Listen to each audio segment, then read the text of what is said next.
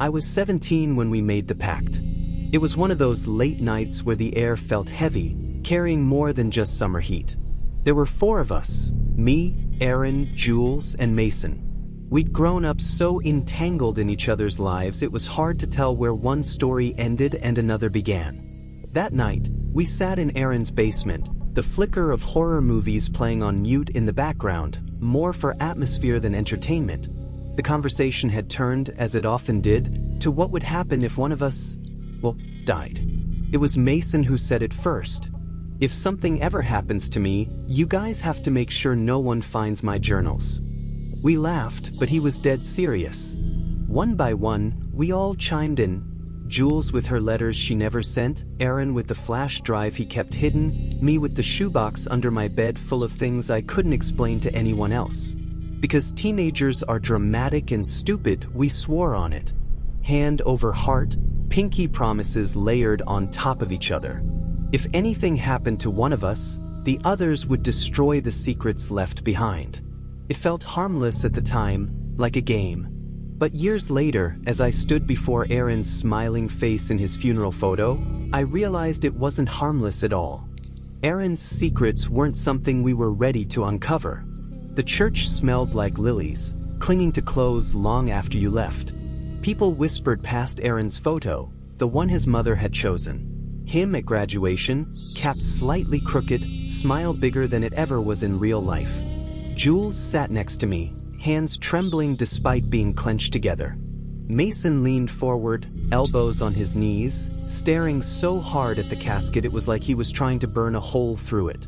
None of us said the word pact, but it hung over us like smoke.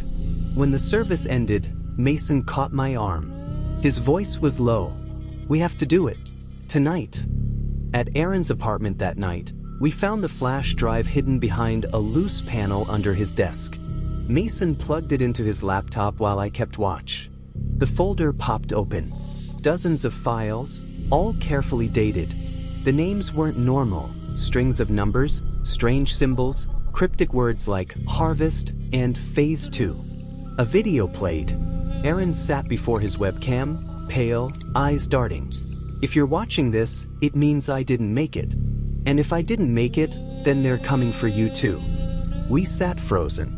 I wanted to dismiss it as paranoia, but the drive had hundreds more files, each revealing someone or something beyond our understanding. One showed a blurred figure across from Aaron. Blurred voice. "It's not about death. It's about continuity. You agreed to that." "Aaron, I only agreed because you said it wouldn't touch them. You promised." Blurred voice. "Promises are illusions. The work continues." Then the laptop crashed, and when it rebooted, the flash drive was wiped clean. Every file, gone. The intrusions began shortly after. Front doors unlocked, mirrors tilting, whispers at 3 a.m. Jules grew frantic, Mason obsessed. Then the notebooks appeared, full of Aaron's diagrams and scrawled margins repeating one word: continuity. One night, the lights flickered and went out completely. In the dark, the notebooks were rearranged into a perfect stack in the center of the floor. None of us had touched them. Mason snapped. He carried Aaron's notebooks everywhere, muttering about phases, harvests, and continuity. Jules tried to destroy the evidence. Mason prevented her. I tried to stay neutral, but the tension between them became unbearable. Then the laptop appeared on its own with a new file. Footage of us sitting in that room from behind. In the clip, Mason's eyes were dark, lips curling into a smirk I hadn't seen before. The video cut to black. By the 3rd night after that, Mason disappeared.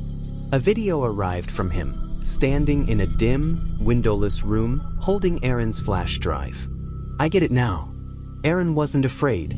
He was preparing us. Continuity isn't an end, it's release. You'll see soon. Jules tried to flee, burning the notebooks, but I couldn't. At Aaron's grave, Mason waited, calm, pale, and smiling. The flash drive in his hand pulsed red like a heartbeat. "Mason, it doesn't matter if you're afraid. Fear is the skin that peels away before you see what's underneath." That's what Aaron learned. That's why he chose us. The earth trembled. The hum rose, wrapping around us until I couldn't tell where I ended and Mason began. I should have run, but instead, I stepped closer. For the first time, I understood Aaron hadn't been documenting his torment. He had been paving the way. Mason reached out his hand, and I took it. The ground closed, sealing Aaron, the drive, and us. Silence returned, but I wasn't afraid, because I wasn't me anymore. I was continuity.